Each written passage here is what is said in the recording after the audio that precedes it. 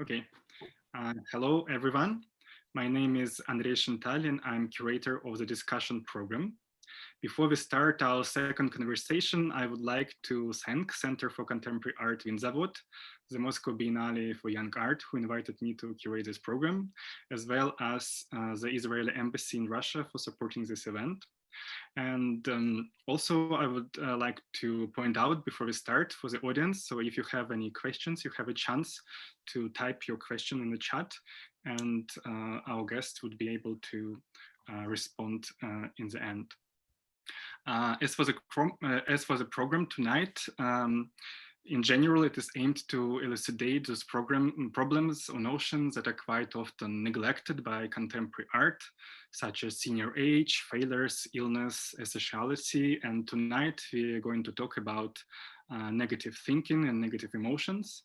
So I would like to introduce our moderator, Natalia Protasenya, who is a curator, editor, translator, master of political philosophy, and currently she is working at the VIC Foundation.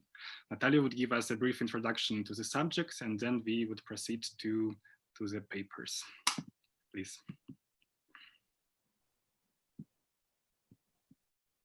Natash.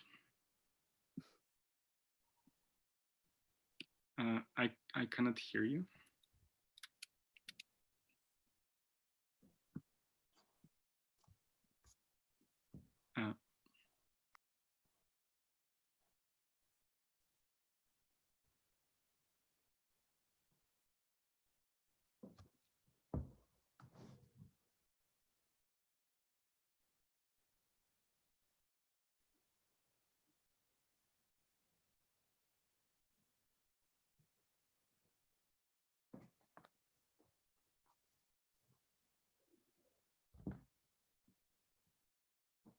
Natasha, looks like you have your microphone disabled. Yeah, Natalia, I think we cannot hear you. Maybe can you go to Boris?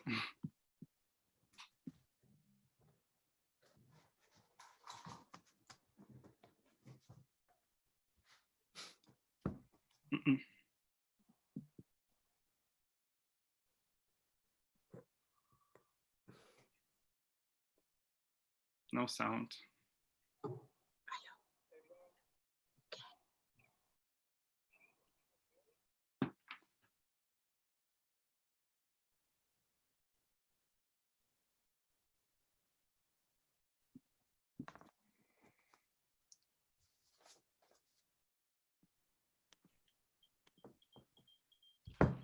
Hi, can you hear me?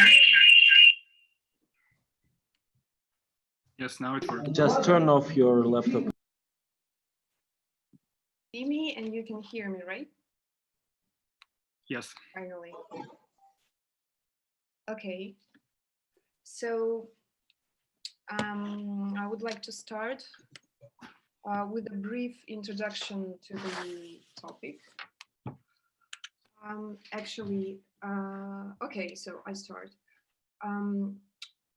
We are now facing a growing popularity of therapeutic cultures and discourses of self-help, which can be found in abundance across YouTube channel, numerous self-help books, courses, and trainings on personal growth.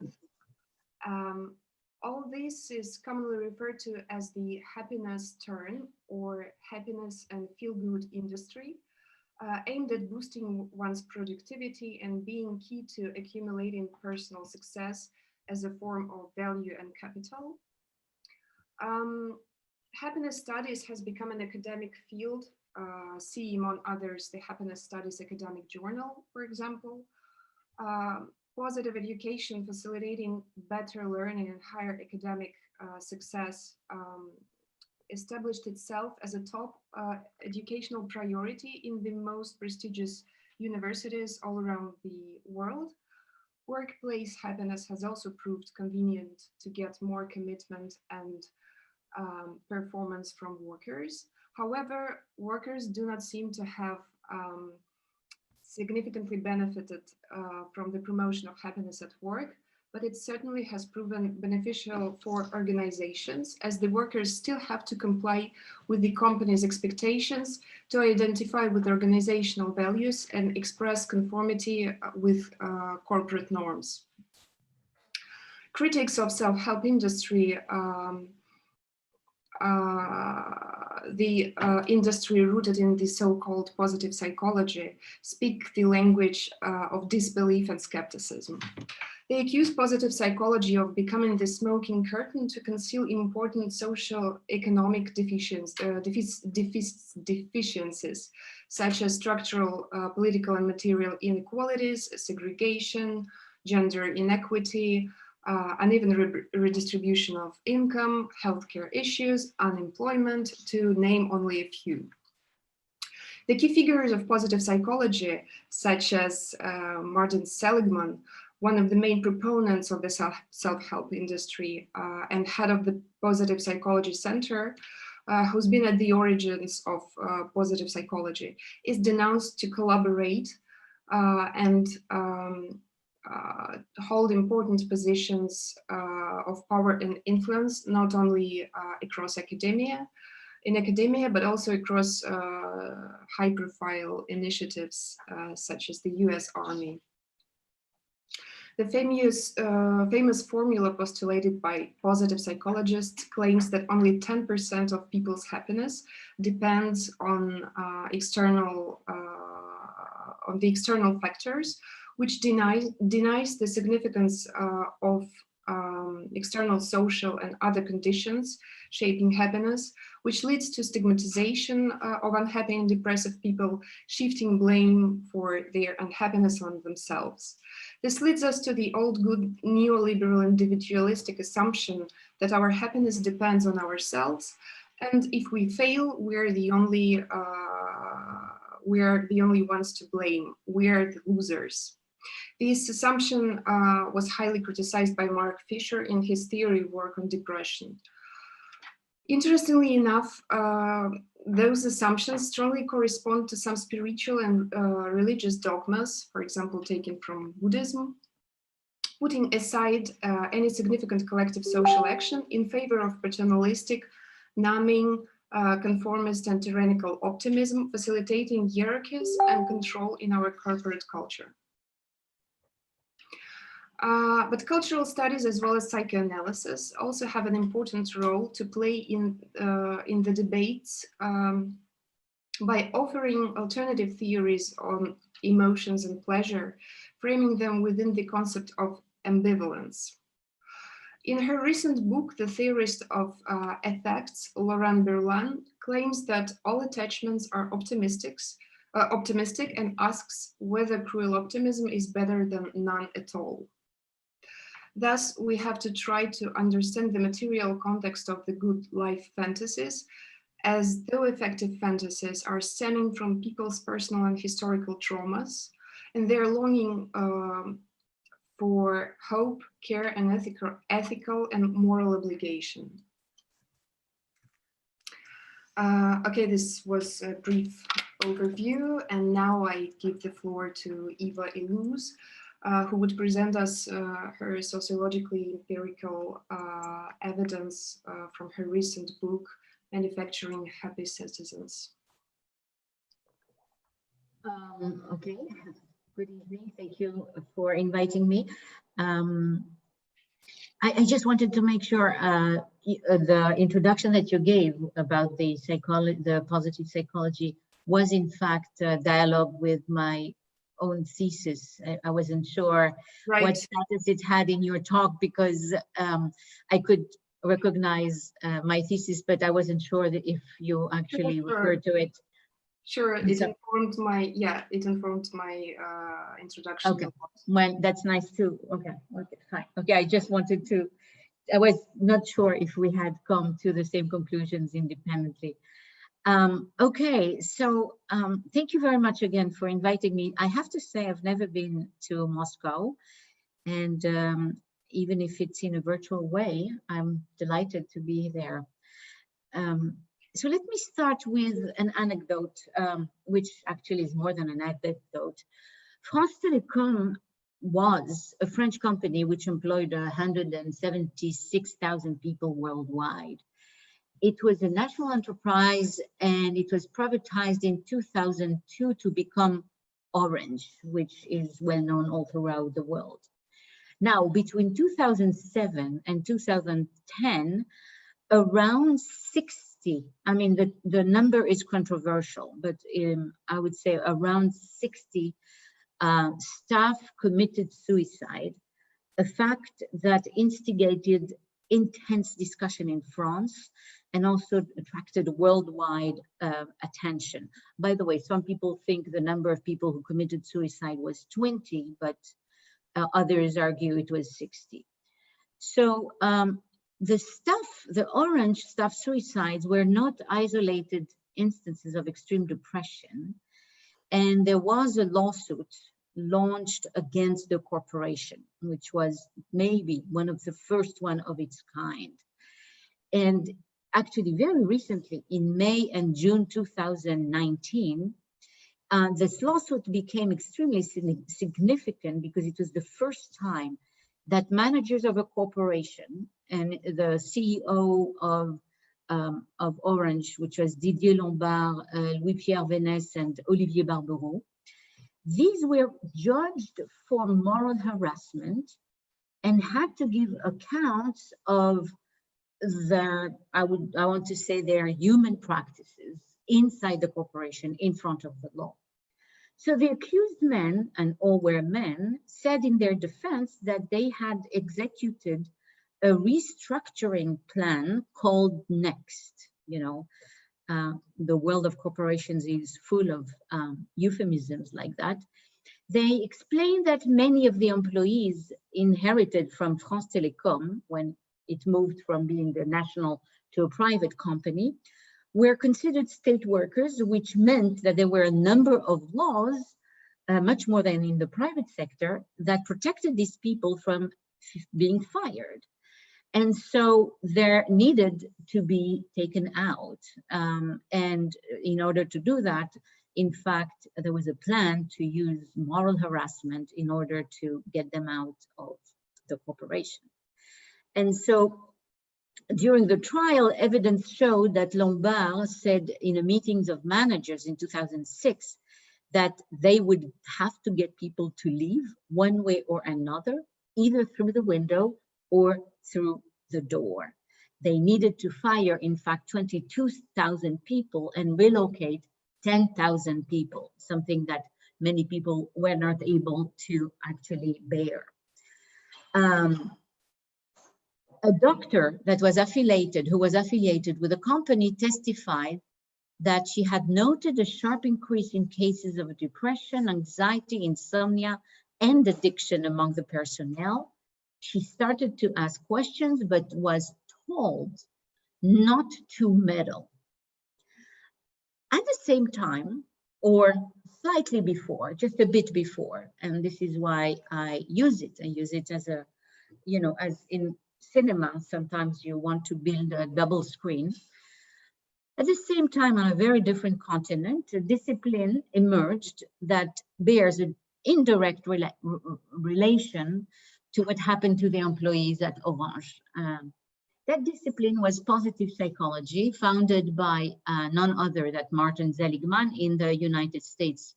And my co-author, Edgar Cabanas, and myself wrote a book 2 years ago, documented exactly the emergence of positive psychology.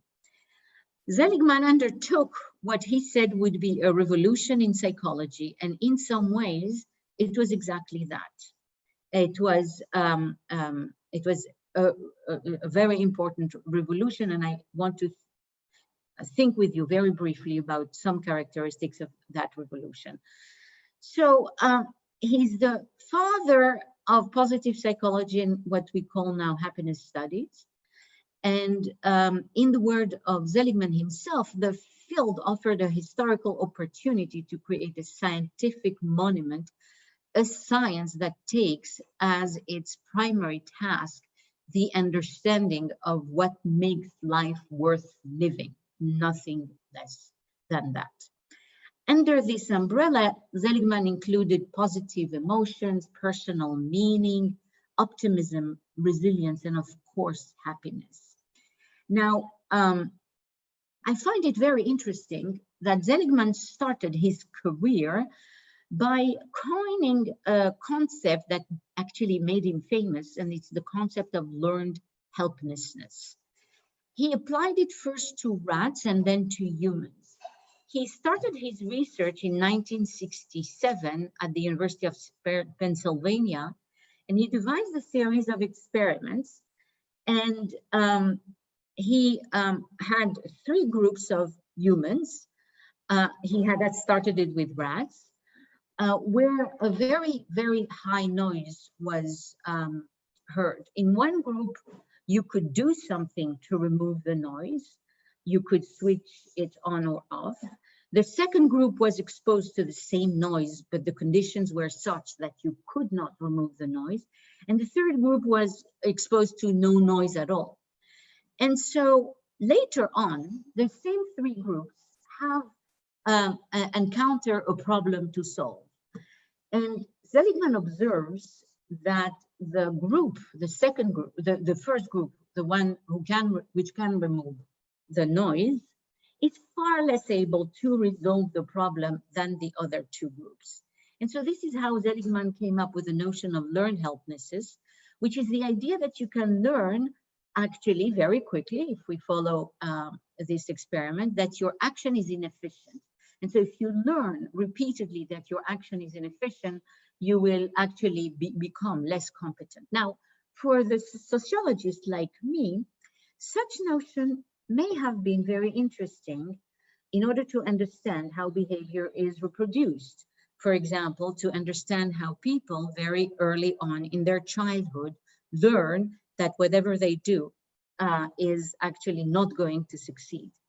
So it would have been a very useful notion to understand how people make themselves fail or learn how to fail or learn to never try at all. But Seligman never pushed his research in this direction. Instead, he concentrated on actually the smallest finding of his experiments, the fact that among these groups, a very small group of people, in the group which could not remove the noise and which had learned helplessness, he noticed that some people, very few people, did actually try. They did not learn helplessness. So out of this fairly minor, in empirical terms, minor observation, he used it to demonstrate that some people will always try, no matter what the conditions. And from there, Seligman derived the notion of resilience, a notion that would become incredibly popular in America and which has become also extremely popular in France, and which is now extremely present in culture on a global scale. In his theory of resilience, Seligman argues that people who do not learn helplessness will always consider misfortunes to be, I quote, temporary, local, and modifiable. These people are optimistic and therefore they are resilient. His field grew enormously in itself. This is a marvelous case study for the sociology of science to see how quickly, in fact, positive psychology connected to conservative foundations and many corporations such as Coca-Cola, which very early on were eager to fund this research. Even more interestingly, maybe for the sociologists of science, is the ways in which happiness studies connected to a highly respectable discipline, maybe one of the most respected ones nowadays, the discipline of economics. And it can be traced back to the early 2000s when Sir Richard Layard, who was a distinguished British economist, gave the field the influence and reach it has today. Layard had been an advisor to Tony Blair's Labour government from 1997 to 2001 and was made a life peer in the House of Lords in 2000. And then actually he became known as the happiness star.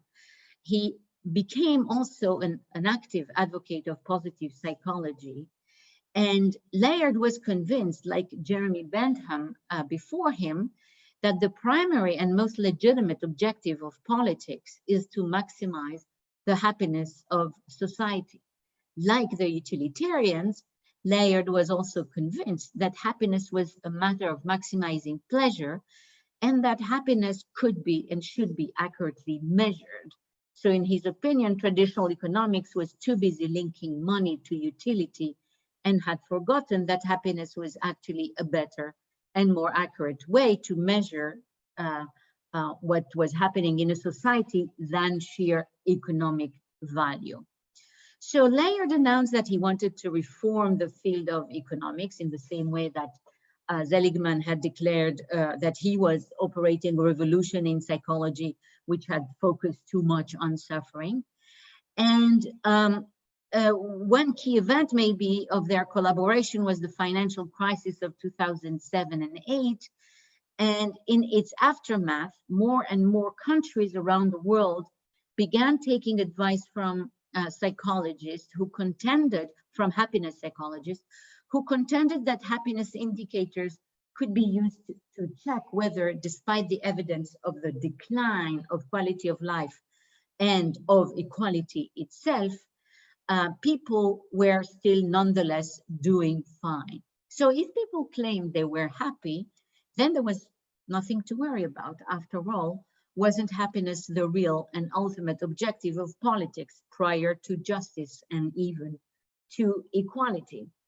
It might be symptomatic that Chile was one of the first countries to use happiness indicators, indexes, perhaps to test whether the shock doctrine, that is the dramatic application of neoliberal reforms carried out by Augusto Pinochet, as advised by the economist Milton Friedman and other neoliberal Chicago School economists, was still bearing fruits. And so the idea was to introduce the concept of gross happiness product as an indicator that presumably went beyond traditional economic indicator, such as the GNP, the gross national product. And once you measured cost and benefits in monetary units, it was now suggested instead to measure benefits in units of happiness. So by conceptualizing happiness as a unit of benefit, it could then be related to that could be actually generalized on a world scale, and this is exactly what happened. So that measure became adopted by many countries: the United Arab Emirates, Bahrain, France, Israel, etc. So Israel, for example, actually ranks very high in happiness indexes, which is obviously often used by people in power in order to suggest that their policies are actually the correct one. So the United Emirates and India have adopted happiness measures to assess the impact of their national policies. And one may also add that the United Arab Emirates or India are characterized by constant reports of human rights violations and relatively high rates of suicide. Dubai also is the same. In Dubai, the Sheikh Mohammed bin Rashid Al Maktoum ordered the installation of touch screens around the city to retrieve real-time feedback on people's satisfaction, with the aim of constructing the happiest city in the world, I quote. And the United Arab Emirates in 2016 announced the most far-reaching government reorganization in the country's 44-year history, which included, as a star measure, the opening of a Ministry of Happiness to create social good and satisfaction. So you see how this discipline actually has had a rather extraordinary and very quick institutional impact on governments and their policies. One of the most important implications of happiness measurement is that it allows to depoliticize political and economic issues. It allows to use non-ideological language, and a language that seems also to want to maximize individual well-being. Take the issue of inequality. Recent happiness studies openly contradict economists who claim that the idea of a social protection floor, redistribution, and equality are indispensable to the cultivation of social prosperity, dignity, recognition, and welfare. In fact, some happiness economists have claimed that it is better to live in countries with high levels of inequality, because inequality is not accompanied by resentment, but rather produces a hope factor, according to which the poor perceive the success of the rich as a harbinger of opportunity, thus raising their hope and thus raising their happiness related to higher motivation and higher drive. So the policy implications of these happiness economists concerning the efforts to reduce inequality seem rather clear. There should be none. One may even say, on the contrary, perhaps inequality should be actually increased in order to increase the hope factor. Let me now give you another example of the ideological implications of this positive psychology. In the pages of the influential Harvard Business Review, Martin Seligman discussed the benefits of positive thinking by using a concrete example from the work sphere. Now, this is the example I'm quoting. Douglas and Walter, two University of Pennsylvania MBA graduates, were laid off by their Wall Street companies 18 months ago. Both went into a tailspin. They were sad, listless, indecisive, and anxious about the future. For Douglas, the mood was transient. After 2 weeks, he told himself, it's not you, it's the economy.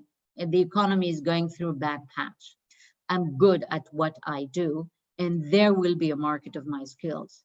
He updated his resume and sent it to a dozen of New York firms, all of which rejected him. He then tried 6 companies in his Ohio hometown and eventually landed a position. Walter, by contrast, spiraled into hopelessness. He told himself, I got fired because I can't perform under pressure. I'm not cut out for finance. The economy will take years to recover. Even as the market improved, he didn't look for another job. He ended up moving back in with his parents. Douglas and Walter stand at opposite ends of the continuum of reactions to failure. The Douglases of the world, this is still Seligman, I'm still quoting. The Douglases of the world bounce back after a brief period of malaise. Within a year, they've grown because of the experience. The Walters go from sadness to depression to a paralyzing fear of the future. Yet failure is a nearly inevitable part of work. And along with dashed romance, it's one of life's most common trauma. People like Walter are almost certain to find their careers stymied, and companies full of such employees are doomed in hard times. It is people like Douglas who rise to the top and whom organizations must recruit and retain in order to success. But how can you tell who is a Walter and who is a Douglas, and can Walters become Douglases? End of quote. Following the tenets of positive psychology, Seligman here frames the stories of these two employees as the story of as in fact, the ways in which he has framed resilience all throughout his career, that is, as an opportunity for Douglas to transform adversity into self-improvement for Douglas, and so as a story of resilience for him, whereas the second, Walter, is a story of missed opportunity. And so the moral lesson is clear. Whatever blow fate deals us, however we are treated by corporations, negativity must always be converted into existential positivity. The inequities of the work sphere are nothing but tests of our resilience. And actually everything bad that happens to us is only a test of our character. And these tests should never be the object of our anger or hopelessness. So Seligman operates here a few moves at once, which all reflect what we may call a neoliberal ideology, in which Jason Stanley, a political scientist from Yale, has called a flawed ideology. That is an ideology which makes people really oblivious to their interests. One, he never names the practice of downsizing, which is obviously responsible for the firing of these two presumably valuable employees. This is a clear case of obfuscation common to the agents who disseminate ideology. He creates a hierarchy between two types of employees and even of human beings. The one who bounces back and becomes quickly recyclable on the labor market and accepts his downward career path, and one whose self-worth is so deeply damaged that he can no longer be a member of the market nor resign himself to a downward path. 3, he explains that by a lack of resilience, which is viewed, and this is very important, as self-inflicted. The environment, social factors have completely disappeared. 4, this enables Seligman to actually rank human beings and personalities. He really creates here a new form of social hierarchy in which hopelessness, depression, pessimism rank really low, and can be and should be corrected by adequate training. Their mere existence pointing to a lack of adequate mental training. And this lack of mental training becomes in turn a moral failure. It is the capacity to ignore the very external stimuli which cause uncertainty, anxiety, stress, and worthlessness, and to remain almost, one wants to say, almost autistically focused on one's self-worth that really creates value. In that sense, the kind of personality that Seligman is promoting is a personality that is able to obliterate one's social environment and to remain entirely self-defined and self-focused. So, of course, this contributes also to reinforce the stigmatization of those who are downwardly mobile or who are already poor. So I wanted to simply, I see that I have ended my time. I simply wanted to add that what is at stake, in my opinion, in this positive psychology, what is at stake is actually the fact that it is the question of responsibility. And this is why I quoted where I started with Orange, the question of responsibility, because for Seligman, obviously, people who committed suicide would be entirely responsible for their own fate, whereas the lawsuit that was undertaken against the managers of Orange was precisely trying, in a very delicate way, was precisely trying to understand who and how is responsible in such extreme cases as people committing suicide in a corporation. So who is responsible and why is really now, it seems to me, at the center of current ideologies, and its positive psychology contributes very heavily to actually making us responsible and to raising the environment and people who actually make decisions. Thank you.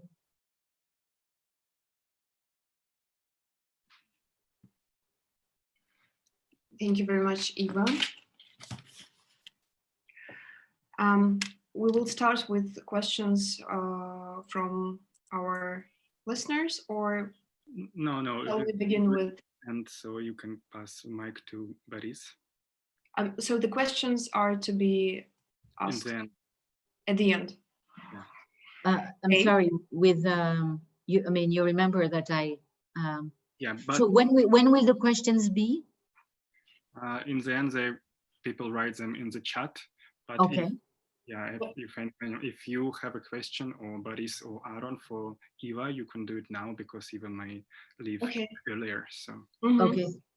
Yeah, I actually have a question. I actually have two questions, but the first one would be, would you envisage the ongoing public debates around the so-called canceling culture, or hashtag movements such as Me Too movement, to be the positive result, the benefits of the proliferation of the self-help culture and pop psychology launched by Seligman and other key figures of the positive psychology, as this attention to emotions, to violation of psychological borders, at the very significant scope in public sphere.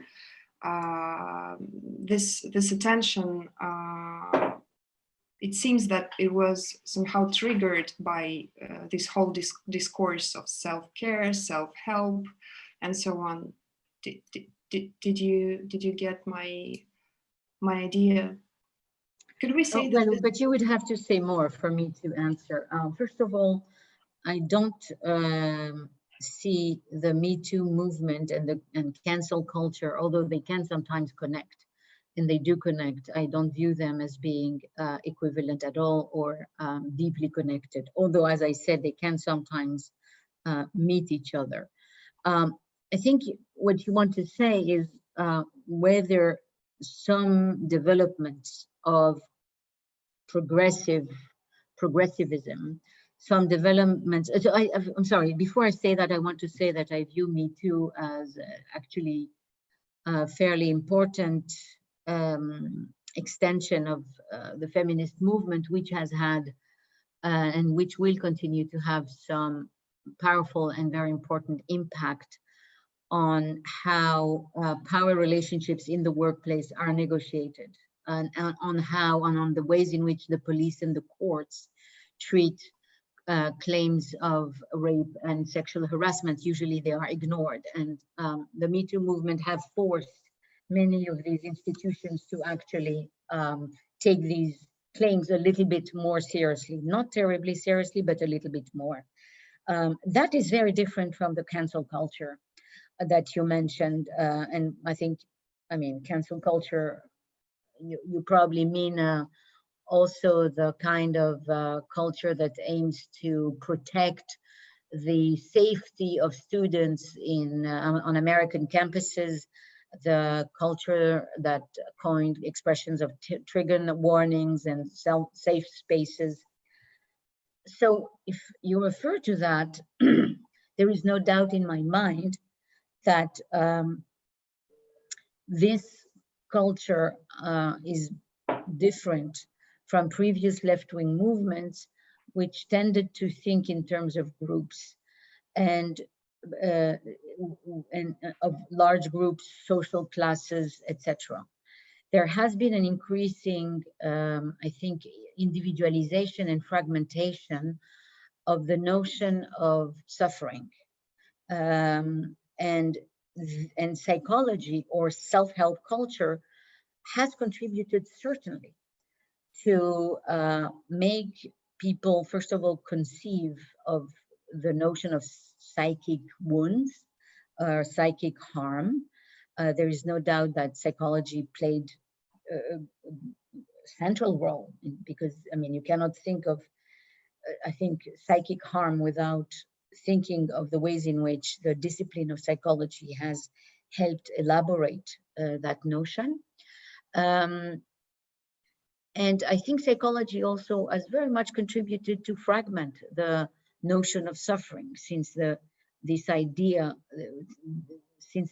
this idea that everybody's biography is and ways of living trauma is responsible for it is your trajectory, your biography that explains how you will react to something. And three, the notion of trauma comes directly. I mean, Freud used it, and it has been endlessly used by psychiatrists and psychologists. The notion of trauma assumes that there is a great deal of continuity between what we may have experienced at the age of 10 and what happens in the classroom today when we are reading a book by Thomas Hardy, for example. So the notion of trauma, the idea that something can elicit a past experience that was very difficult for us, is, if you want, the epistemological category that enables to explain how we can do this switch. So yes, I think that self-help culture in many ways has produced, combined with the I would say, with the competition for victimhood and victims that has come to characterize increasingly a certain form of progressivism. I think this combination is probably responsible for this culture. Yes.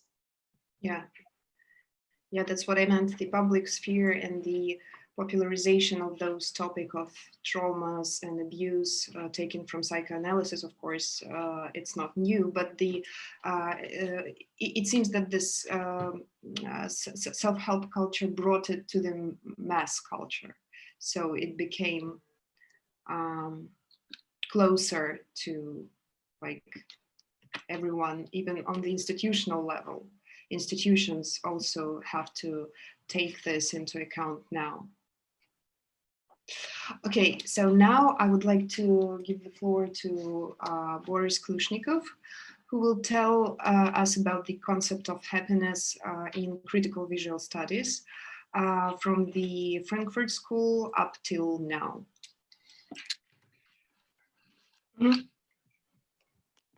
We shift.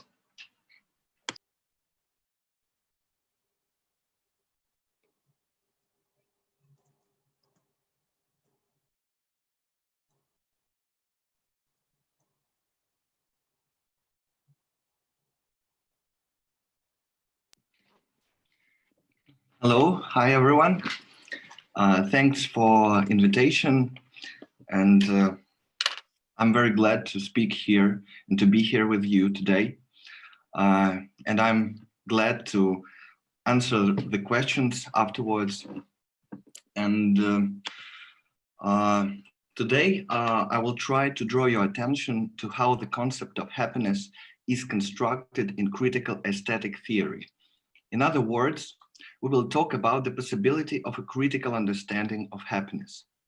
Recently, quite a lot has been written about the so-called economy of happiness, how with the help of big data and statistics, the consumer economy adjusts itself to the needs of specific individuals.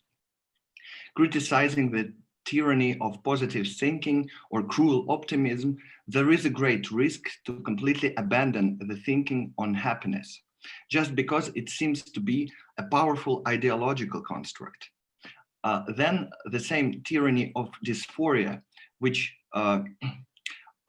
is the same ideological construct of totalization, can arise. So remember, for example, the description of capitalist realism by Mark Fisher. Its main feature is total frustration and cynicism that is skeptical about the very possibility of action at all. The tyranny of positive thinking is the other side of this persistent depression. And the first and second is a result of neoliberal processes of privatization of psyche. The ideological work of this privatization is not to turn individuals into subjects who can act actually as political agents, but completely opposite, to turn subjects into atomized individuals. However, this individualization is still open toward asymmetric power relations. We can find it in such phrases as, I just want you to be happy, for example, or I am happy if you are happy. I call these phrases trans-individualism of happy power distribution. So yes, it is grasping individual in private way, but it is also interconnectedness of individuals that we can speak about. This is not actually a specific feature of capitalism or even late capitalism, but the work of ideology itself. To prove this, I want to show you two objects of late socialist conceptual art. So the first one is this. This is the work by Kommer and Melamed. Here you can see the phrase, you feel great. So it's like an order. You feel just great. And second object is some kind of great device by artist Sokov. It's called glasses for every socialist human being. If we analyze these works of art, these two works of art, you can see that it asks the viewer to be individual, to take up these glasses and to look at the world through them. But this individualization works with power. So the agent of power just asks you to feel happy, or just prefabricates you as the happy person. So even this individualized state is quite asymmetrical, and these atomized individuals work in groups, but it's not collective and not social at the same time. So this is strange ambivalence here. And if you analyze this work of Kommer and Melamed, you can call it hyper-identification. This strategy is called hyper-identification. When you appropriate ideology and its language and try to go far as you can to show how stupid actually this ideology is. So we can see in some contemporary works nowadays the same idea of hyper-identification or mimetic hyper-identification with this self-help guru ideology, and I will show it to you. But nonetheless, I don't want to throw the concept of happiness just out of the window. Rather, I want to discover its dialectical core. I want to split the concept and show its critical side. So to do that, I want to start with two quotes that will guide my narrative right now. One of them belongs to Samuel Beckett, and the other one belongs to Theodor Adorno, who was great admirer of Beckett's legacy. So Beckett wrote, happiness is great, but not for us. And perhaps the most famous quote from Adorno is his line from Minima Moralia. It is impossible to be happy in an unhappy world. Those who read these lines from Beckett and Adorno for the first time maybe can accuse them of pessimism and depression. But at the end of his life, Adorno confidently opposed such interpretations, noting that his theory is not at all pure depression, and that happiness was the main issue of critical theory of the whole Frankfurt School project in Adorno and in Marcuse, for example. Returning to his quote, it is important to understand this moment of scission or dialectical rupture in it and present it theoretically. Happiness cannot be individual and cannot be deduced only from sensual and phenomenological experience. Rather, happiness is a structural concept, and this is is the same with the concept of capital itself. That's why I think this always work together, happiness and capital. Statistics of happiness, it's the same as accumulation of capital. And we will not be able to see the structural relationship if we observe how goods are given in the market directly. So to see capital as abstraction, Marx just wanted to go beyond this phenomenological field of pure experience and to see the structural logic of capital as the logic of missing structure, abstract structure. This is why we should separate the notion of happiness as this structural concept from, for example, affect or mood, just simple Stimmung. The main question posed by Marx, we can say it is after Spinoza, can be described as this. How does a particular region of the structure of our experience, for example, relates to the structure as a whole? And Spinoza's immanent answer is that the structure is inherent only in its regional effects, not somewhere separate and not apart from the structure, but through this very region of the structure. But it's important to understand that the structure never comes, never reduced to these effects. For our theme, it means that people can experience joy while being miserable, or they can be happy in an unhappy world, or on contrary, people can experience grief, but this grief will be embedded in the structure of happiness. It is actually quite different from Hegelian dialectics, the dialectics of representation or expression. This missing whole, this missing notion of happiness is embedded through the affects, but not aside from affects. For Spinoza, affects are the presence and power in particular situation.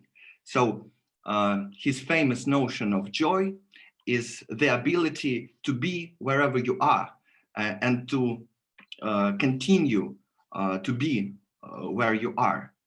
But his theory of affects is needed, first of all, to reveal a rational connection with the whole structure. Here comes his great quote of understanding the affects. Do not cry, do not laugh, but understand. However, this theoretical understanding does not take affects from another transcendental world. It is inherent in the affects themselves. You understand only through laughter, and through crying. So to understand this structural cause, you should go through the affect itself. So you can be joyful and you can cry. And now, at this time, we can go back to the quote from Beckett: happiness is good, but it's not for us. What does it mean? It means that happiness is always given not to the subject. It cannot be lived as the question of subject. Happiness rather speaks about over-determination, and it is not. It cannot be derived from concrete experience. In her book, The Promise of Happiness, Sara Ahmed shows very well how it relates to political activism. Many people participating in political life suffer very much, and they are traumatized, and they don't experience great feelings. However, their intentions are aimed at structural change, and happiness can only be understood by taking into account the structure as the whole, this intention to make structural change. It is impossible to be happy in an unhappy world. This is also an indication of the gap between concrete experience and the structural whole.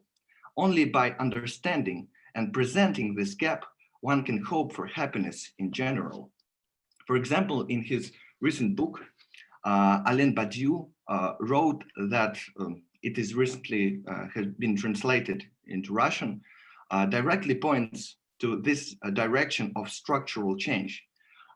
He said that one of the most important conditions for people's happiness is the possibility to protest and to rebel against injustice. Rebellion is how the horizon of structural change should be embedded in the very notion of happiness. So happiness cannot be just feeling well. It's not just positive thinking. And this notion of dialectical split in happiness, that happiness can be miserable at the first glance, or happiness can be joyful, we can trace to aesthetic theory of Theodor Adorno, when he refers to how a work of art is related to happiness. He wrote, "If it is in this shock that the subject feels genuine happiness in communicating with the work of art, then happiness speaks against the subject. In this way, the voice of the works is crying, expressing also the sadness generated by the consciousness of his own fragility. The work of art weeps, but at the same time, it leads to an understanding of structural determination." So in this quotation, we can see also the reflection on Beckett's happiness. Happiness does not mean for us the given experience.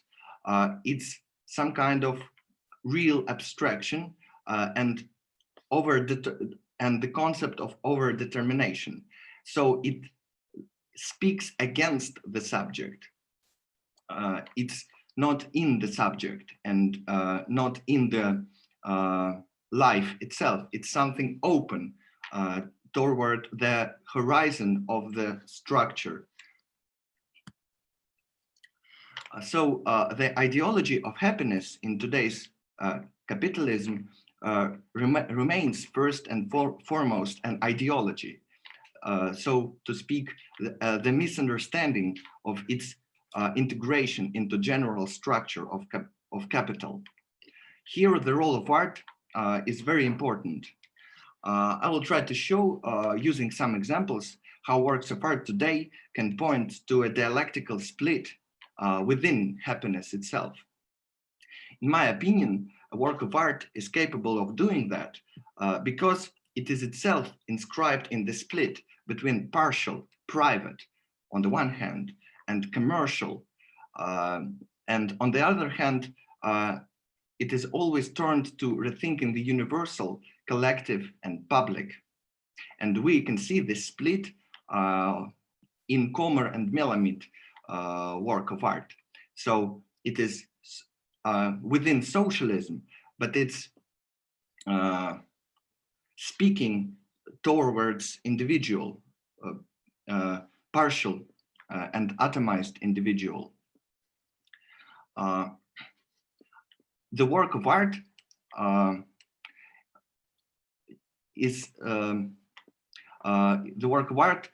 plays this role of giving the horizon of understanding the structure itself. And I want to show some examples here. So first example is collective project by Simon and Daniel Fujiwara. It's called Happy Museum. It was shown during Berlin Biennale. Can you see this? Can you see this picture? Not yet. I have a black screen. Yeah, now I see. Okay. The brother of artist of Simon Fujiwara, Daniel, is happy economist, and they are working on project collecting big data of what objects of consuming make people happy in Germany. And here you can see how algorithms of happiness works. And this Museum of Happiness just show you everything that German people like. And for example, here you can see Kinder Surprise pieces of chocolate. And for example, the machine, the ecological machine for recycling the trash. So here you can see just how individual objects connect with each other, but also every object contains some kind of strange logic to it. For example, we can see how the well-being of German people is connected to fears and connected to some kind of strange anxiety. For example, people like to see white face of kid on this Kinder Surprise.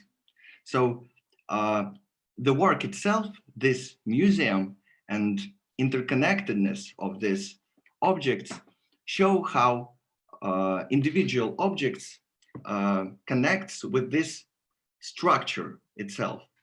And this structure just opens up as stupid and ideological, directly ideological. And that's how the work of art can show you the borders and the connections between the concept of happiness and the life of individual objects. And I think it's quite simple and it's quite obvious to understand these moves. And the other project is from Dragana Bulud.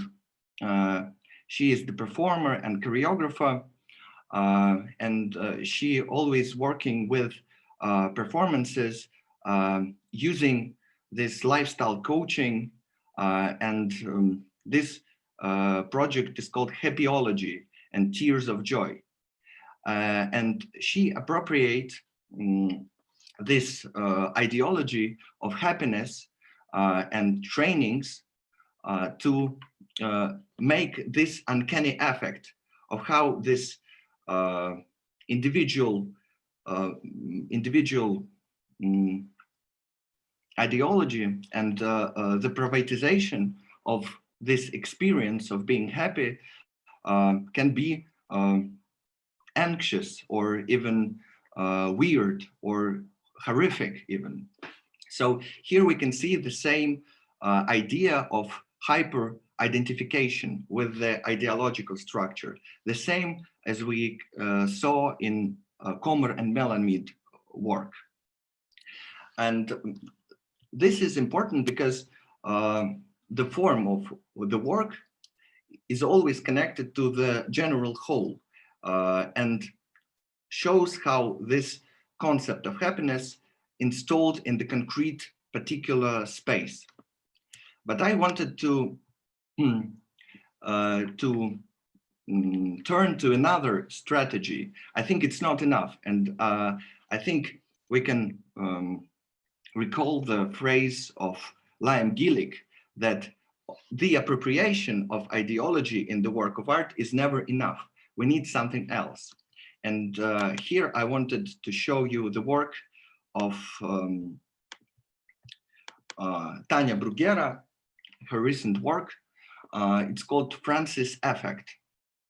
In this project, she started sociological research, asking people to sign a petition to Pope in Vatican, and the main goal of this petition was to give citizenship to every immigrant or refugee. And she offered to sign this petition in the streets near the museums, for example, near Tate or near MoMA in New York.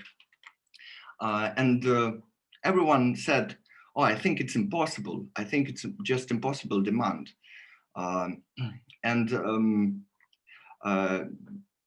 Discussing this project, Francis Effect, Tanya Bruguera stated that I wanted to show people the borders of imaginary world, how politics work, and this border that we cannot imagine this. We even cannot imagine how the Pope opens the borders of Vatican. But in this work, we can see the shift of possible and impossible. And the intention of this project aimed at the structure, at the whole structure. So we can see that maybe you are disappointed and maybe you're feeling happy that this demand is impossible. But now you can see the structure as whole, and you can ask the question how to change it, how to even think about the change.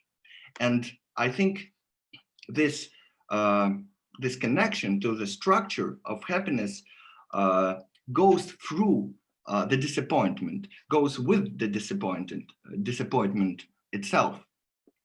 And here we can remember the last pages of Marx Fisher Capitalist Realism. He said that we need to give this ideology, this depressive ideology, the border, and to understand through capitalist realism. And by understanding this condition, by giving it the structural limits, we can actually fight or rebel against this condition. And the same goes with suffering. The answer to suffering is not just joy, it's the understanding of collective and structural causes of suffering. And it's the same that's the same answer that Adorno described in his aesthetical theory. The work of art gives you this miserable thoughts, these miserable feelings, but going through these feelings helps you to imagine different structural horizon. And that's why we can never say that someone is happy or someone is unhappy just by looking at the affects itself, looking at mood, for example. Thank you. Mm-hmm.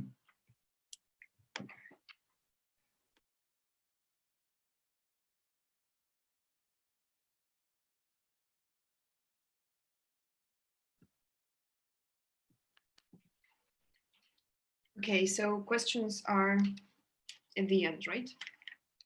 Now I'm giving the floor to Aaron Shuster, who would explain us the psychoanalytical assumption on pleasure and happiness, which explores how ordinary attachment to the idea of a good life are sites of ambivalence involving confusion between good and bad feelings, of a subject which is never fully present to itself and never knows to the fullest extent what exactly it feels and desires. Okay, thank you, Natasha, and thank you for inviting me to participate in this event. I have to say, I'm happy that I think some of the elements in my presentation really resonate with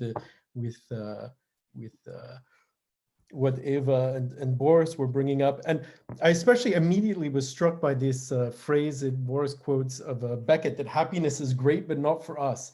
And I even wonder if that's not a very self-conscious on Beckett's part kind of reformulation of a famous phrase of Franz Kafka. So Kafka was, accused of being hopeless, despairing, pessimistic.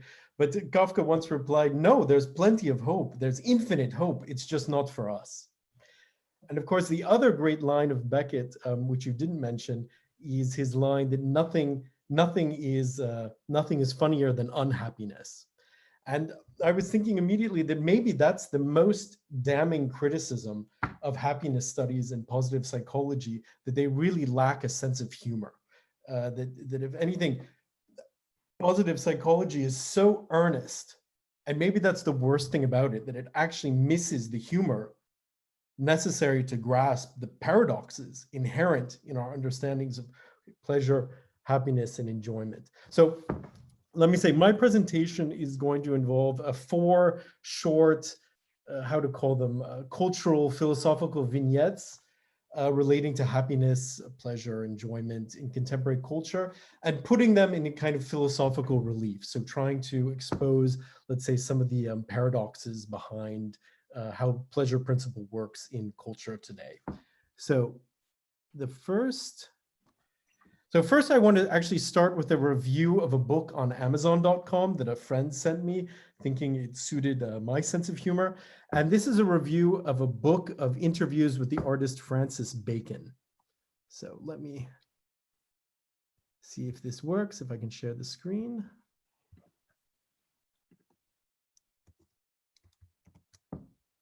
Yes. Do you see this? Yes. Okay, I'm going to just read this to you. Wait. I can't read it because this, let me see, 1 second. Yes. Okay. So again, this is a book of Francis Bacon. So this was recommended by an acting teacher. And when I looked inside of the images, it was like looking into a demonic nightmare. This man's inner vision of himself is represented in horrific imagery of the human body and relationships with each other. The images are so twisted, I can only believe that demons inspired his art. The suffering represented here is ghastly. Knowing what I know about the universal laws of cause and effect and law of vibration, attraction, and action, it would be a great disservice for me to ingest this book further, so I burned it and all its suffering to put it out of its misery. I suggest buying The Science of Getting Rich, Think and Grow Rich, The Dynamic Laws of Prosperity, and The Answer. You will be well served by consuming and embodying this content. Thank you. So obviously a very negative review, 1-star review of the book. And why to start with this? In a way, I think this is a very concise statement of the rejection of avant-garde art or modern art, let's say in general, as represented by the paintings of Bacon, in favor of a different culture, a culture of success, of monetary prosperity, of positivity and well-being. And of course, there's something quite humorous here, and it would be easy, it's very easy to laugh at this passage, at this review. But in a way, I think the reviewer is actually quite a good reader of this art and is quite a good spectator of Bacon, in the sense that she is obviously profoundly affected by it and experiences in a very direct manner its violence, its shock, its assault on the senses. So she's not the typical aesthete who appreciates and enjoys modern art and thinks that her life is in some way enriched by it. No, she's actually a good Deleuzian. Okay, in a weird way, but I think she's actually a good Deleuzian insofar as Deleuze described Bacon's paintings as an aesthetic of hysteria which manifests the pure presence of the body in its horrific struggle to escape from itself. So Bacon depicts the quivering, the spasms of a flesh that doesn't speak, but that works, directly on the nerves.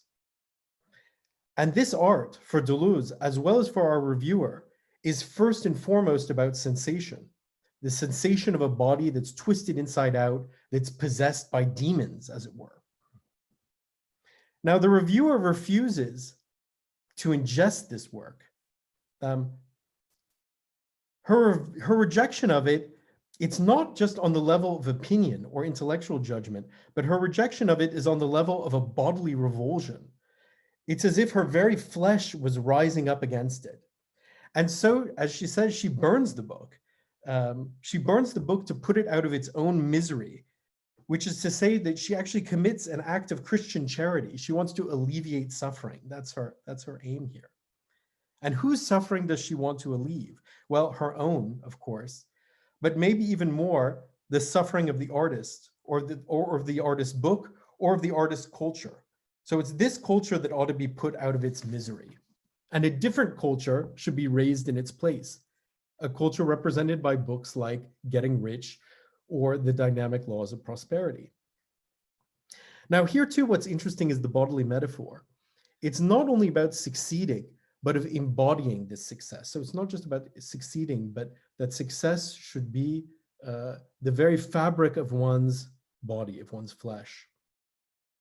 The dynamic laws of prosperity is actually presented as a kind of new gospel. It's the word become flesh. It's the new flesh, like David Cronenberg said in his film Videodrome. So the gospel of prosperity constitutes a kind of reorganization of the senses, a new formation of the body, and is a kind of great health against the sickness of modern art or modern culture. Or even put more simply, it's a question of life against death. Now we can contrast this to one of the great statements about the function and the meaning of literature in the 20th century from Franz Kafka. Let me see if I can find this passage.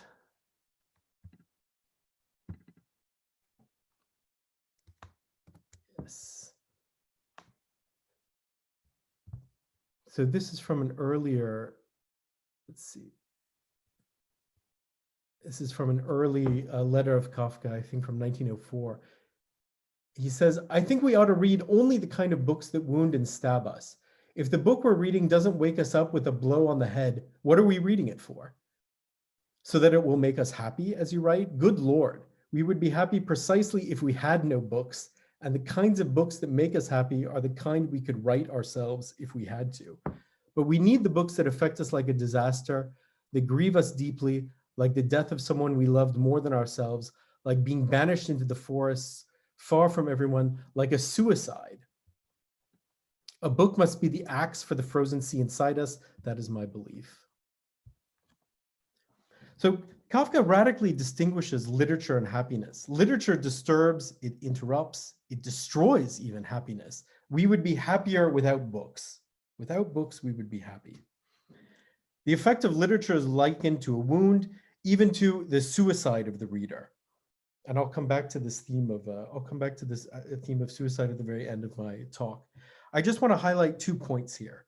First, the great suspicion towards the category of happiness, which in fact belongs to a whole tradition of modernism and even romanticism, I would say. And again, the reviewer of Bacon is somehow at the same level of this statement of Kafka, but she draws the exact reverse conclusion, that art is something that deeply wounds us, and therefore we need to expel it, destroy it. There can be no universal signification of art, or there can be no universal significance to the psychopathology that art incarnates. It's only a pathology, that is to say, it's only a deviation from the norm. And the second point is that art works by activating or reactivating a symbolic negativity that lies dormant, that's frozen somehow in the subject. And I'll come back to this idea again at the end. Okay. Second little vignette. Let me see.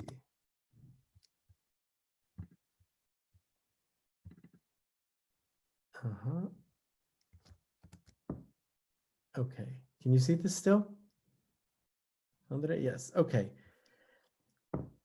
I'll go a little more quickly through this one. This is from an article in the Guardian newspaper. The headline, "Delete your account, leaving Facebook can make you happier, study finds." So leaving Facebook makes you happier, but okay. The obvious question is, people don't do this, or at least not en masse. People are not abandoning Facebook en masse. So it leaves one wondering, do people want to be unhappy? Or why don't people want to be happy? Do we somehow reject our happiness? Is this some kind of weird twist of human nature? So again, just two quick points, comments on this study, that in fact, Facebook is one of the causes of our unhappiness. I wonder, what if we were to extend this logic to other commodities? You know, is this unhappiness factor limited to Facebook alone? Or could we say that opting out of a whole other series of commodities, or even, let's push it to the extreme, or even opting out of contemporary culture as such, leaving capitalism, would that make you happier? Whatever that would mean to leave capitalism. I think there's a real limit and a lack of imagination to these kind of contemporary psychological studies. In some sense, I wonder if these happiness studies could be kind of self-annihilating, that the objects of their studies should themselves sort of disappear. Okay, the second point is, what is this happiness, the well-being that this study is promoting? Are human beings fundamentally oriented by their well-being or notions of well-being, defined as what's good for them in a very nebulous sense? And of course, question of, let's say, the sovereign good, the good for is as ancient as, you know, Greek philosophy. The roots here go back to Plato and Aristotle's notions of some kind of destination of human being, of human existence. We can contrast this with, again, an example from, let's say, not positive culture, but what we can call negative culture. This is a passage from Fyodor Dostoevsky's Notes from Underground, which is really one of the essential texts in the 19th century that led to, or is behind so many crucial notions in philosophical anthropology of the 20th century. But in this short passage from Notes from Underground, the narrator really eviscerates this notion of well-being and the presupposition, you could say, of happiness studies of positive psychology. So I'll read this. As he says, "That's just the thing," the man from the underground, "that's just the thing, gentlemen, that there may well exist something that is dearer for almost every man than his very best profit, or, so as not to violate logic, that there is this one most profitable profit, precisely the omitted one, the one we were just talking about, which is chiefer and more profitable than all other profits, and for which a man is ready, if need be, to go against all laws, that is, against reason, honor, peace, and prosperity, in short, against all these beautiful and useful things, only so as to attain this primary, most profitable profit, which is dearer to him than anything else." Okay. A third vignette comes from Freud.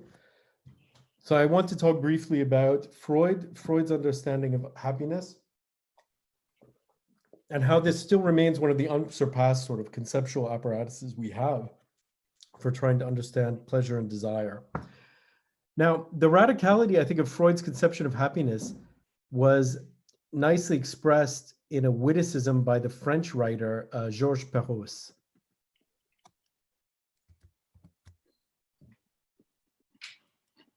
So this is Georges Perros's line. He says, "It is true that people go to a lot of trouble in order to be unhappy, but are they?" Now, I find this line, I have to say, remarkably witty.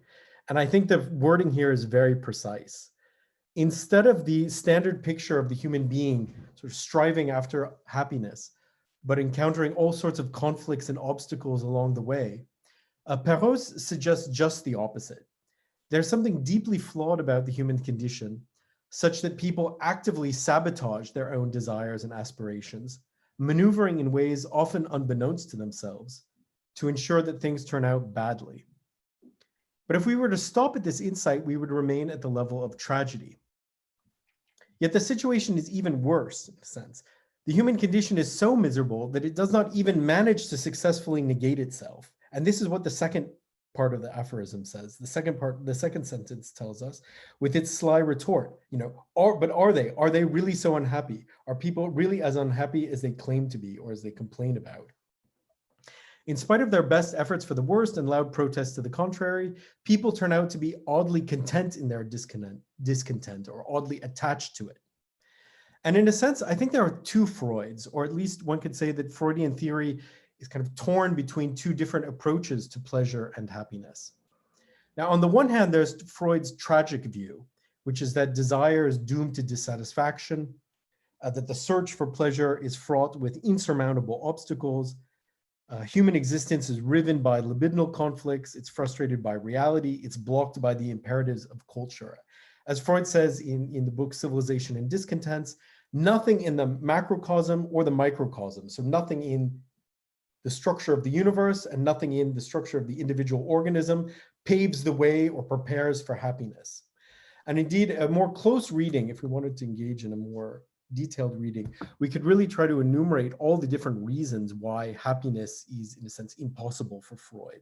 There's at least 4, maybe 5 different reasons. One relates to biology, to the human being's upright posture, to the fact that we no longer have direct access to sniffing pleasure. So the fact that the human being is upright, that they lose a kind of direct contact with sexual signals, that these now have to pass through a symbolic mediation and not through direct sort of pheromones. So that's his kind of biological speculation. The second is that there's a conflict between culture and the drives, so that to become a cultural being, one has to submit to some prohibitions, to some impositions on the satisfaction of the drives, and that one never can reconcile oneself to that. The third is that there would be a conflict between competing drives in an individual. So there's never a kind of perfect synthesis or harmony of drives within one individual. Fourth is even more interesting, that there would be a conflict internal to the drive. So that in a way, drive is not searching for happiness or is not searching for satisfaction, but is looking for obstacles, is looking for tensions to its own fulfillment. And one could add maybe a fifth argument, which was developed more in the cultural criticism, in the Freudo-Marxist criticism of the 50s, 60s, and 70s, namely that the very superego imperative to enjoy, or the fact that happiness has become a duty that we are responsible for, in fact, precisely blocks its possibility.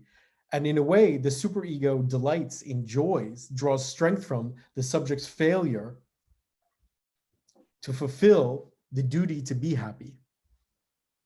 So these are all, okay, these are all kind of very different aspects of how Freud understands, let's say, the impossibility of happiness today, his modernist, let's say, tragic perspective.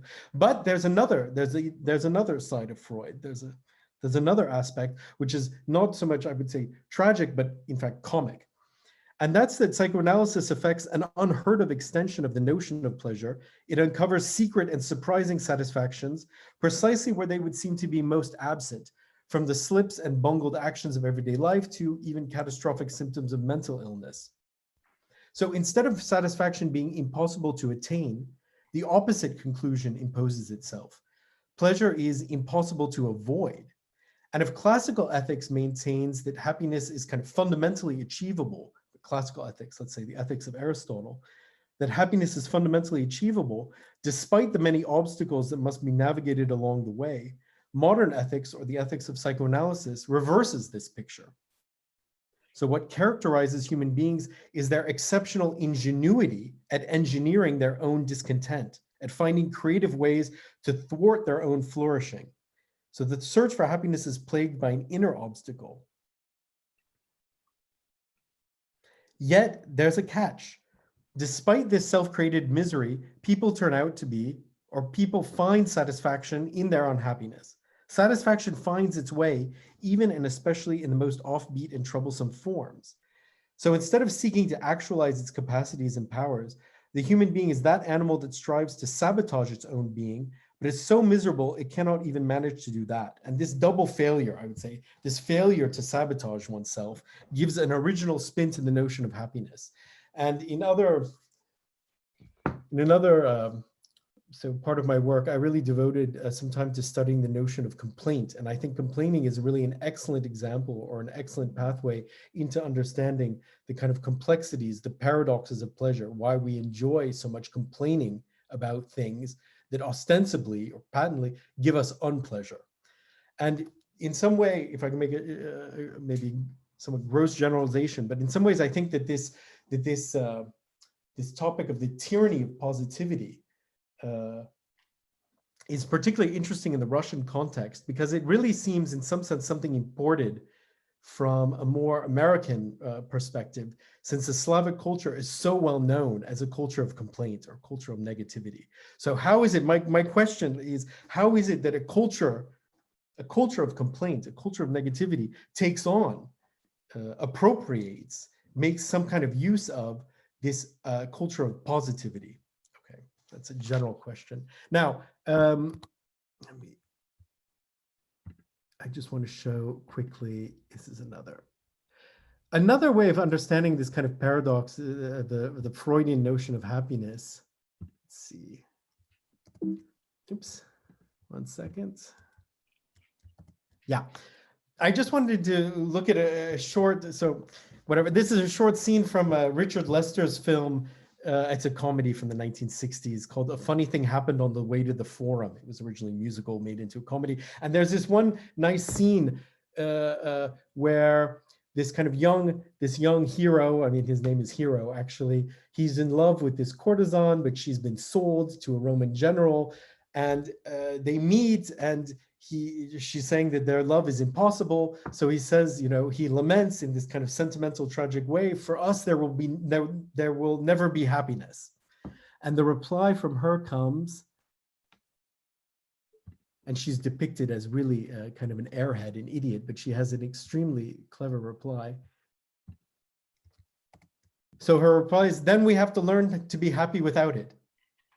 So for us, there will never be happiness. Well, then we just have to learn to be happy without it. And I think that this could actually serve as a very nice slogan, a slogan for the contemporary demand for happiness. How can we be happy without happiness? That's what, in a certain sense, happened in the post-Freudian condition, or even in contemporary, how can we be happy without happiness? And what could this mean? Okay, maybe 3 things. One is that happiness should be freed from a certain classical ideal. The desire and satisfaction can never be, in a way, integrated. That one of the lessons of psychoanalysis is we desire one thing, but we actually find joy in enjoyment in something else, and that these two don't form a kind of perfect harmony, or we're not able to harmonize them. So maybe happiness, to be happy without happiness, is to be freed, liberated from a certain classical ideal. It could also mean something else. It could mean, second, to be freed from a specific form of happiness. So in other words, from a certain cultural ideology of happiness, a certain form of mandatory enjoyment. What would it mean to be happy without the pressure to be happy, for instance? And the third meaning could be that happiness is actually something that's not given to us, and it's not the sort of natural aim of our desire, but it's something that has to be constructed.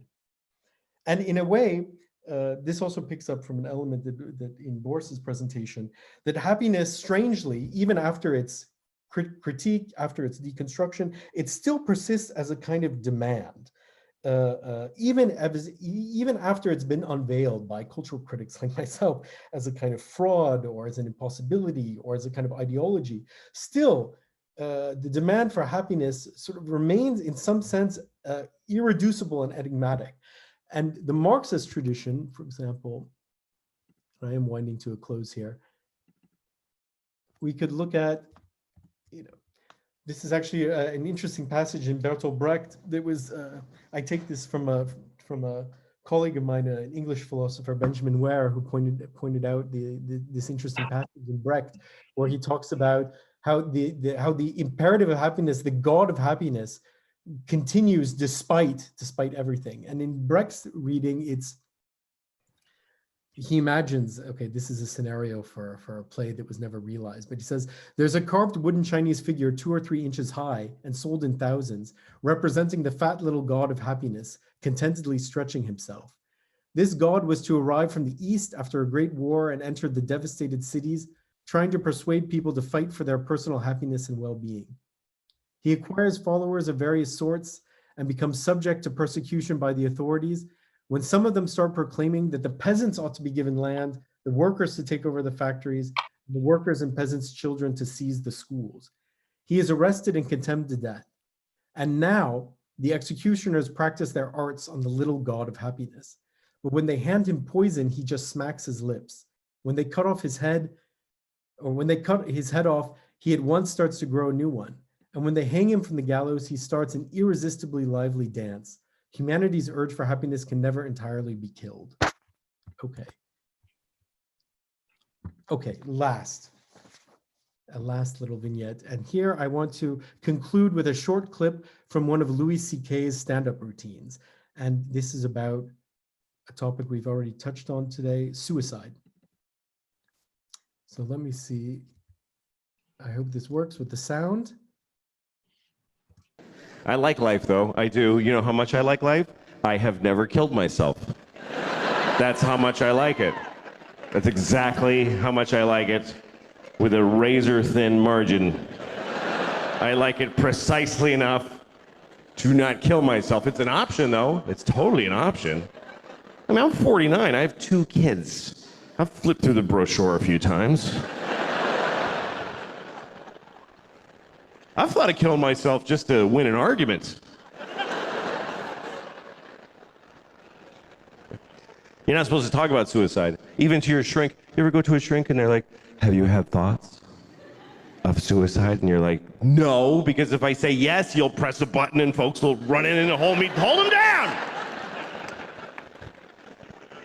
But you should be able to talk about it. It's the whole, it's what the whole world is just made of people who didn't kill themselves today. That's who's here. Is all of us that went, okay, I'll fucking keep doing it. Okay. Okay, let's see.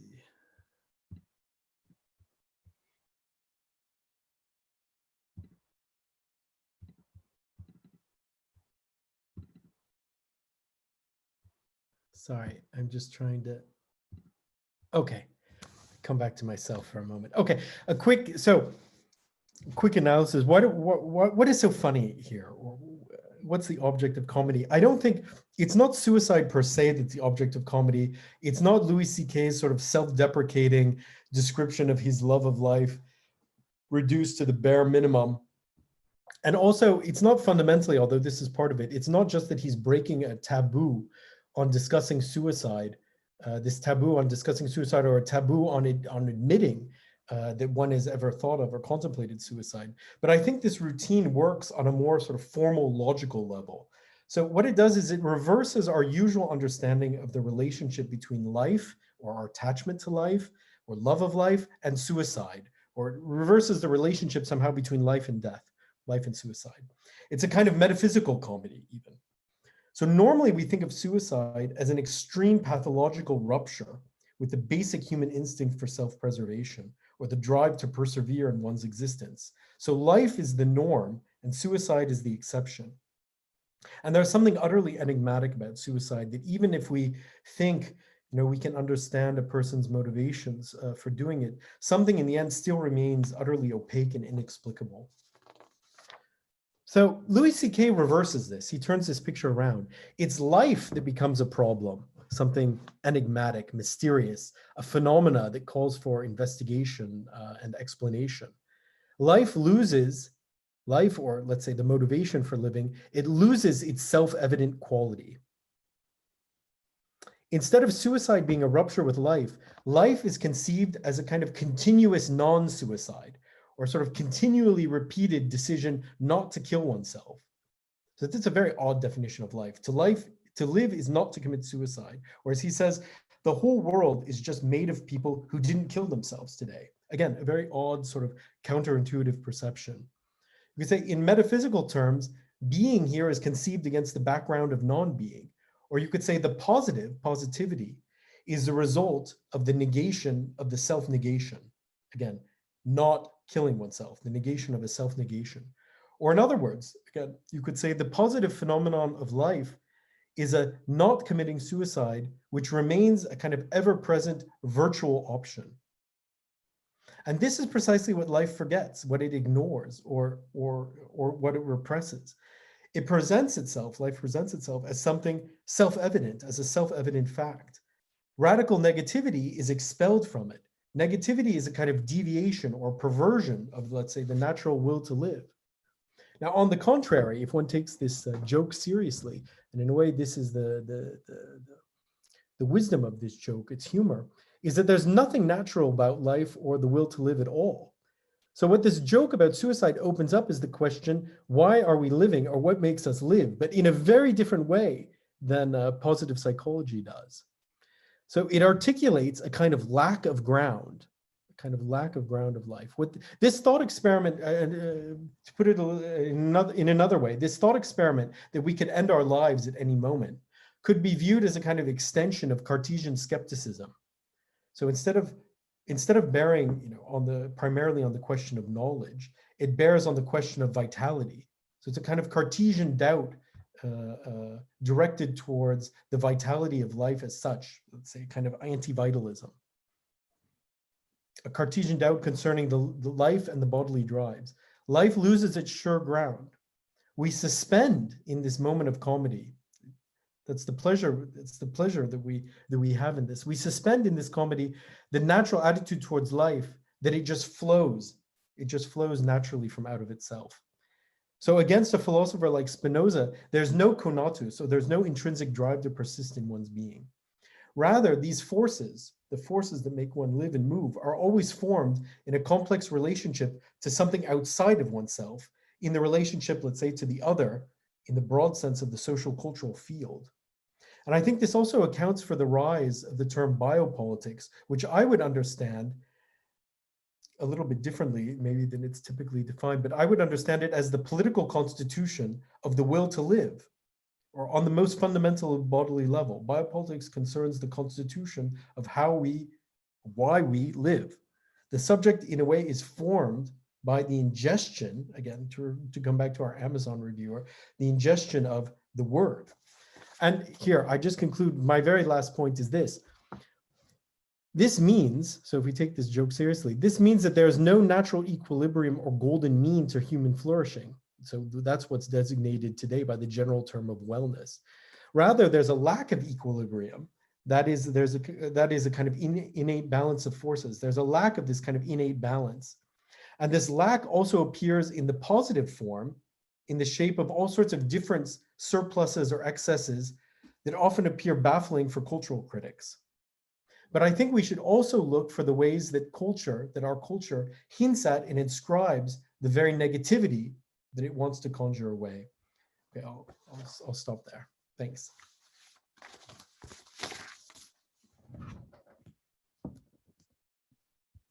Thank you, Aaron.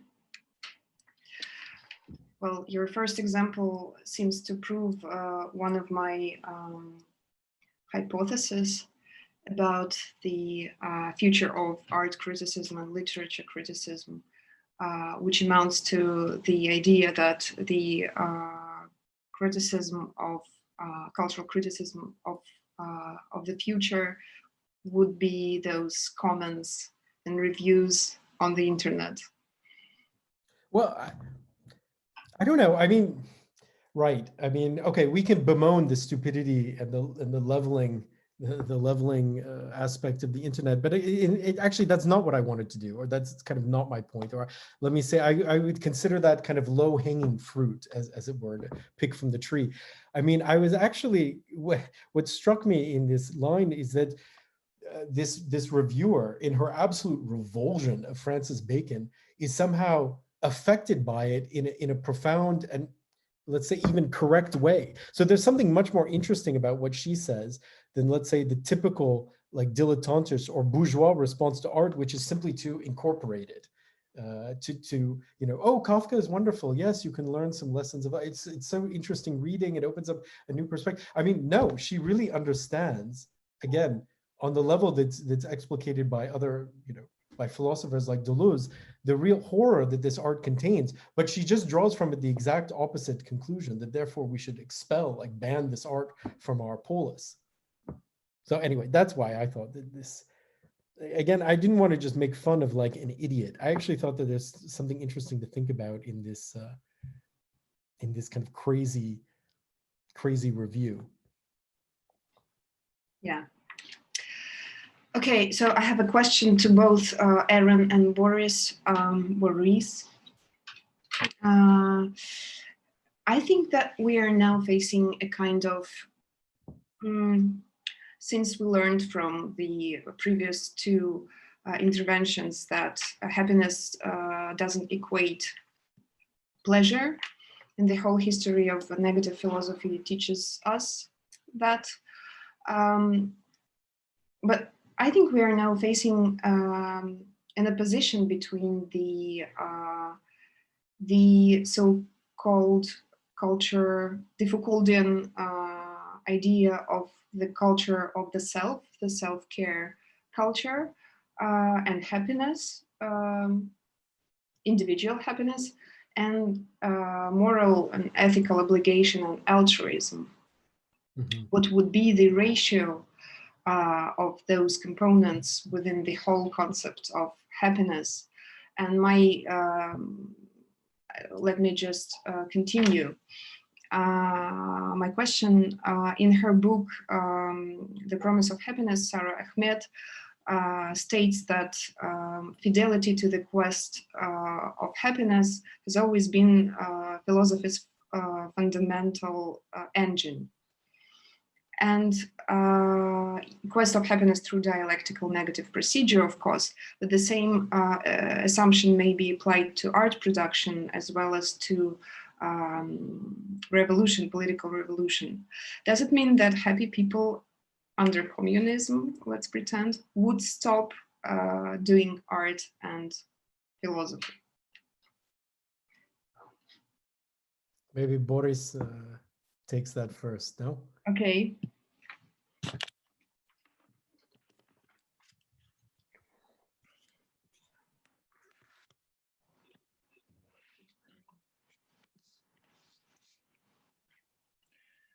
Okay, that's an interesting question. I think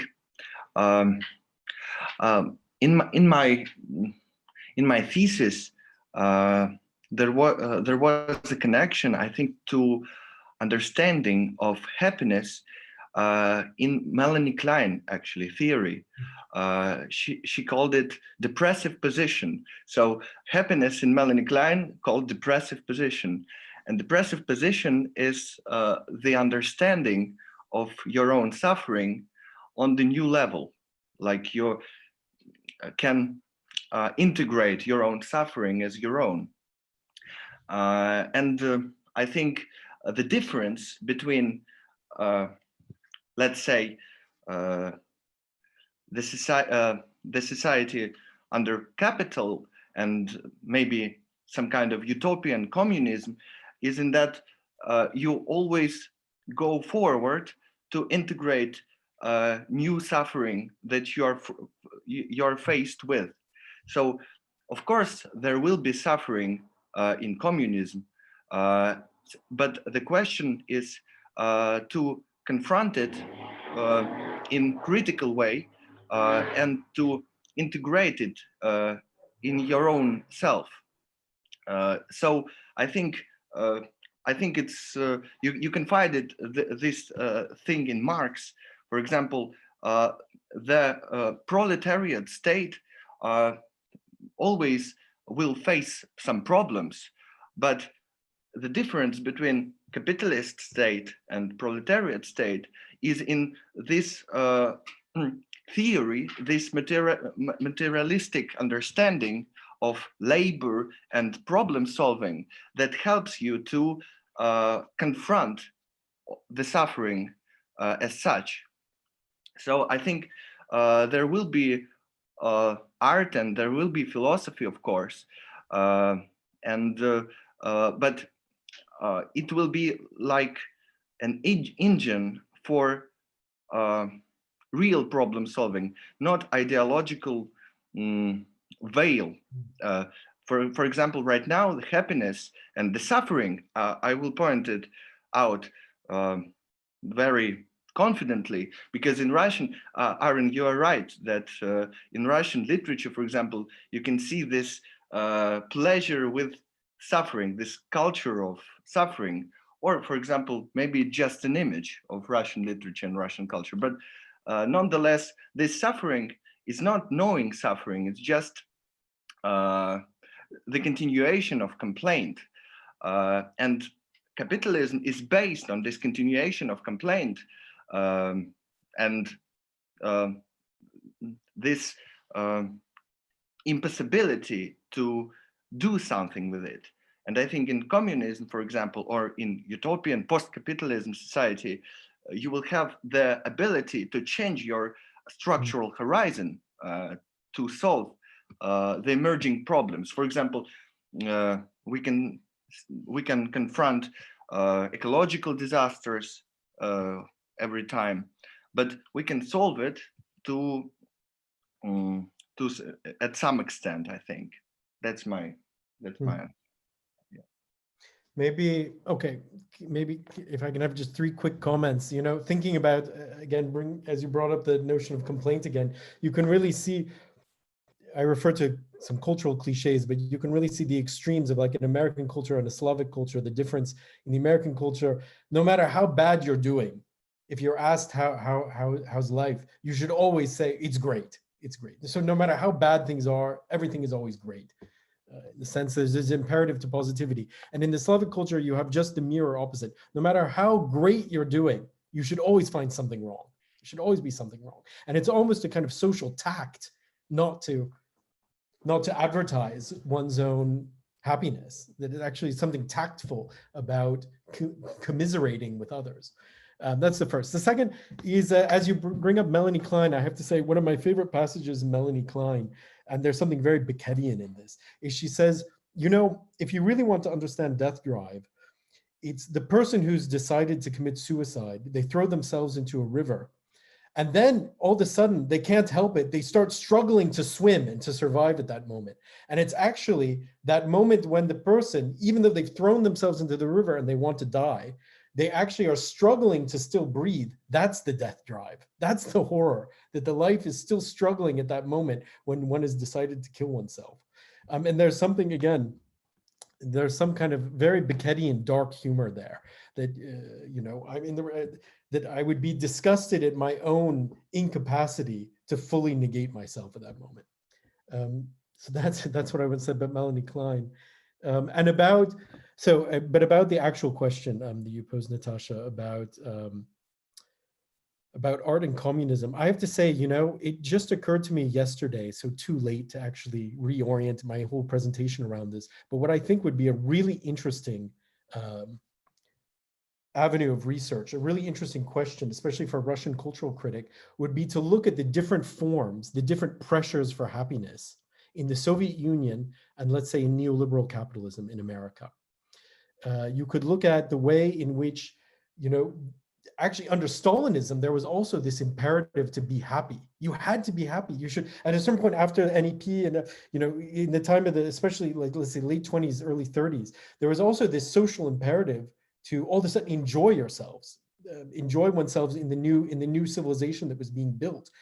But that enjoyment was based around, you know, this collective project. And one could also feel unhappy, anxious, depressed, because one was failing to actually construct this world, that one was not able to do it, and that one would feel guilty for not being happy in this new world that one should be constructing. Very briefly, I mean, and probably one of the most interesting books about this would be to reread Platonov's novel Happy Moscow. And it would be extremely interesting to reread that, thinking of what is the American, let's say the neoliberal capitalist form of the imperative, this pressure always to feel happy, and how it was articulated differently in Stalinism. Stalinism around a collective project, of course, in neoliberal capitalism is presented as a completely individualized affair. And here I'm in total agreement with what Eva Illouz said at the end of her presentation, that it's really about responsibilization, that one should be responsible for one's own existence. And in a way, you know, the paradox of this is that, how to put it, that systemically, we're sort of treated as nothing. in a sense, as a kind of pure negativity that always has to be promoting itself, advertising itself, claiming its worth and its value. But if you were to stop sort of promoting yourself, if you were to stop advertising yourself, if you were to stop being relentlessly positive, what would happen? You would simply sink into waste. And I think that's somehow, I don't know, in brief, that's somehow kind of the ideological structure, I don't know, of our times. Thanks. And we also have one question left from Philip Smirnov. Is the positive psychology and the whole happiness discourse just a tool for destruction, just a tool of neoliberal economy and business, tool of destruction? Big business can ignore structural problems of racism and misogyny in the workplace and just say to workers to think positively. Can they do that?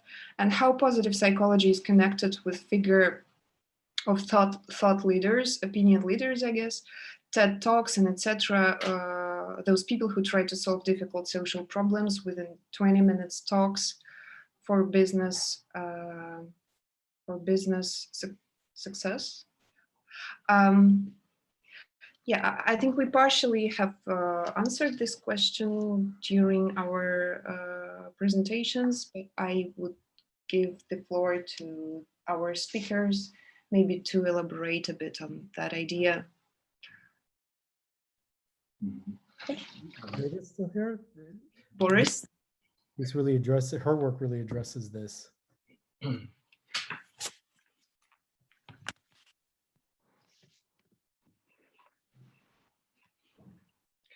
Yeah, thanks for the question. And my main point is in that it's not the question of happiness itself, but the usage of happiness in ideological field.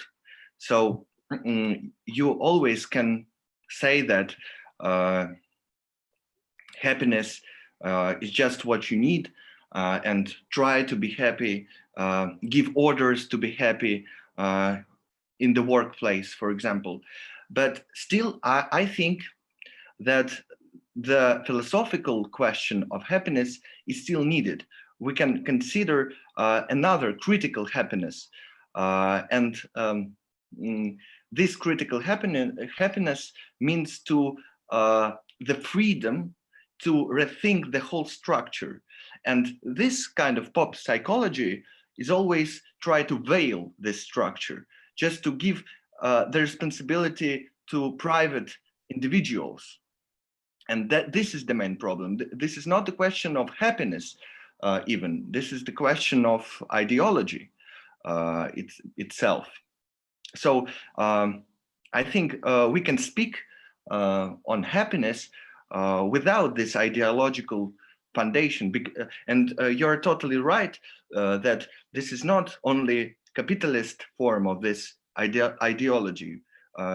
In Soviet Union, you had this same actually quantitative data files on happiness of the mass movements.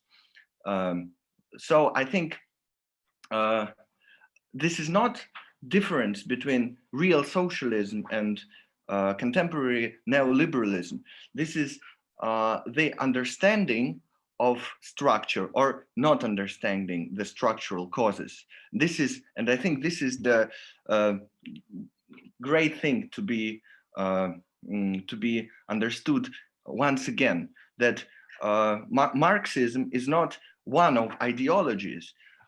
It's the understanding of ideological field itself. It's not just your identity, for example, you're anarchist or you're nationalist or you're Marxist. No, this is the main critical event to see the structure of economical relation at the root of it all. And if you can combine this logic, this materialistic logic with happiness, you can still talk on happiness without without being pop psychologist or ideologist. And TED Talks is, I think, I actually studied this question because TED Talks made popular by actually iPhone and Apple company, where you just give the advertising of new iPhone and speak of how you can desire this iPhone. So it is like desire engineering that combines goods with the field that you can desire.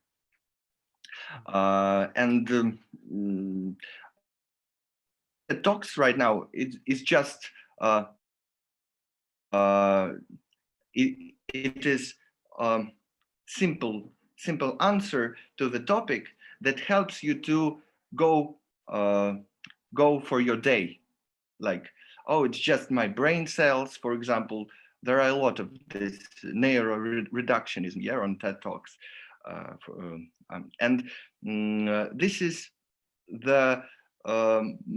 This is the logic of ideological speech in TED Talks. We can see this.